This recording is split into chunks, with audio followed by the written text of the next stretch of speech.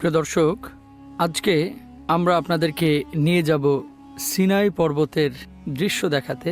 Sinai পর্বত কেন বিখ্যাত, এই পর্বতের ইতিহাস কি, মুসা আলাইহিস সালাতু ওয়াস সালামের সঙ্গে সিনাই পর্বতের সম্পর্ক কি, আজকে আপনাদের সামনে তুলে ধরব ইনশাআল্লাহ। মিশরে সিনাই উপত্যকা উপদ্বীপ বা পর্বত বলে একটি জায়গা আছে। আফ্রিকান দেশ মিশরের কেবল সে জায়গাটাই পড়েছে এশিয়াতে। লোহিত সাগর আর ভূমধ্য সাগরের মাঝে এর অবস্থান। হিব্রুতে সিনাই বললেও ইংরেজিতে সাইনাই ডাকা হয়, আরবিতে সিনা বলা হয়। 60,000 বর্গ কিলোমিটারের এ বিশাল মরু এলাকায় রয়েছে অনেক পাহাড়। এর মাঝে একটির নাম সিনাই পর্বত, একে হোরেব পর্বতও ডাকা হয়। আবার আরবিতে জাবালে মুসাও বলা হয়, অর্থাৎ মুসার পাহাড়। সিনাই পর্বতকে হিব্রুতে একে হার সিনাই ডাকা হয়। হার শব্দের অর্থ পর্বত। ঠিক একইভাবে আরবিতে একে ডাকা হয় তুরে সিনা। তুর বলতে বোঝায় পর্বত বা পাহাড়, অর্থাৎ তুর পাহাড় কথাটা ভুল, কারণ তুর মানেই পাহাড়। ইহুদি, খ্রিস্টান ও মুসলিম 3 ধর্মের মানুষের কাছেই খুব পবিত্র এ জায়গা। কোরআনুল কারীমে এই পর্বতের ব্যাপারে আল্লাহ সুবহানাহু ওয়া তাআলা আয়াত নাজিল করেছেন। যেমন আল্লাহ সুবহানাহু ওয়া তাআলা বলছেন, ওয়াত্তুর ওয়া কিতাবিম মাসতুর। রব্বুল আলামিন এই তুর শব্দ দিয়ে এখানে তুরে সিনাকে বুঝিয়েছেন, এবং এই তুর পর্বতকে আল্লাহ সুবহানাহু ওয়া তাআলা পবিত্র পর্বত বা পবিত্র উপত্যকা হিসাবে উল্লেখ করেছেন। প্রিয় দর্শক, মুসা আলাইহিস সালাতু ওয়াস সালামের স্মৃতি বিজড়িত এই পর্বত সম্পর্কে আল্লাহ সুবহানাহু ওয়া তাআলা যা বলেছেন এবং যে ইতিহাস পবিত্র কোরআনুল কারীমে প্রকাশিত হয়েছে, আমরা আপনাদের সামনে কিছু অংশ তুলে ধরছি।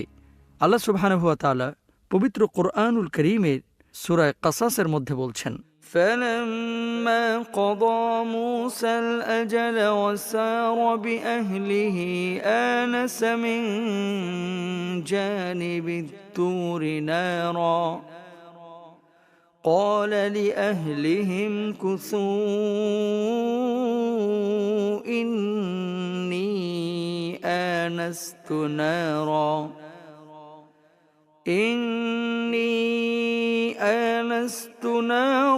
لعلي آتيكم منها بخبر أو جذوة من النار لعلكم تصطلون। অতঃপর মূসা যখন মেয়াদ পূর্ণ করে তার পরিবার নিয়ে যাত্রা করল, তখন সে তুর পর্বতের দিকে আগুন দেখতে পেল।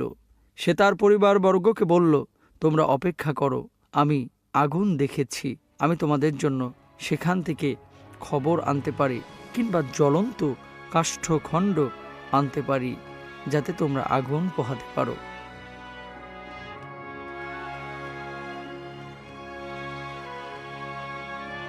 প্রিয় দর্শক, আপনারা দেখছেন প্রাণ গুঁড়া মশলা নিবেদিত আরবের পথে। যাচ্ছি বিরতিতে, ফিরছি একটু পরেই ইনশাআল্লাহ। প্রিয় দর্শক, বিরতির পরে আবারও সবাইকে সাদর আমন্ত্রণ জানাচ্ছি আপনাদের প্রিয় অনুষ্ঠান প্রাণ গুঁড়া মশলা নিবেদিত আরবের পথে, পাওয়ার্ড বাই প্রাণ হালিম মিক্সের আজকের আয়োজনে।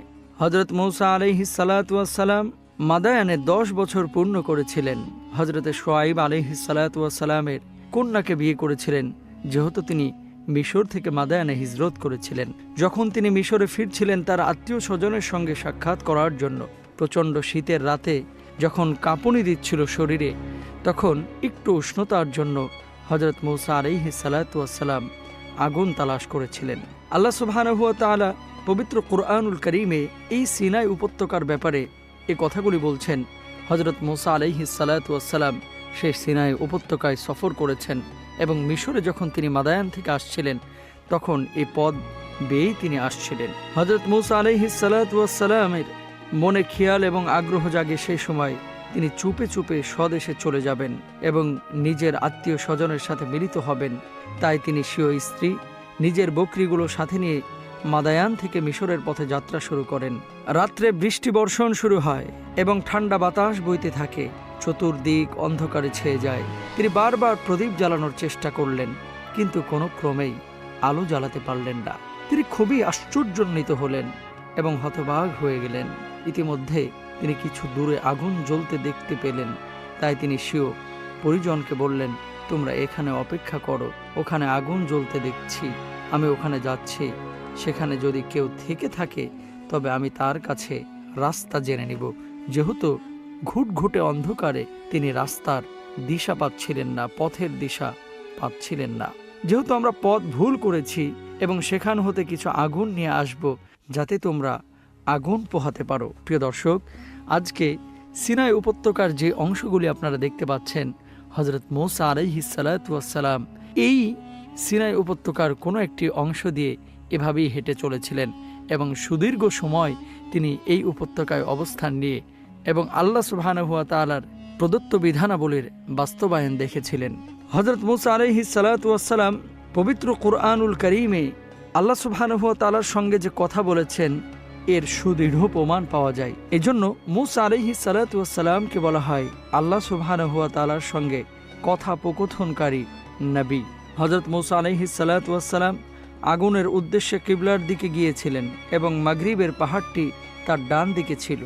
এক সবুজ শ্যামল গাছে আগুন দেখা যাচ্ছিল, যা পাহাড় সংলগ্ন মাঠে অবস্থিত ছিল। তিনি সেখানে গিয়ে অবস্থা দেখে হতভম্ব হয়ে পড়লেন।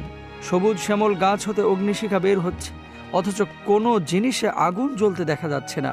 হযরত আব্দুল্লাহ রাদিয়াল্লাহু তাআলা আনহু বলেন, হযরত মূসা আলাইহিস সালাতু ওয়াস সালামের নিকট যে গাছ হতে শব্দ এসেছিল, আমি ওই গাছটি দেখেছি। ওটার ডালে পাতায় ভরা সবুজ শ্যামল গাছ। গাছটি উজ্জ্বলতায় ঝলমল করছিল।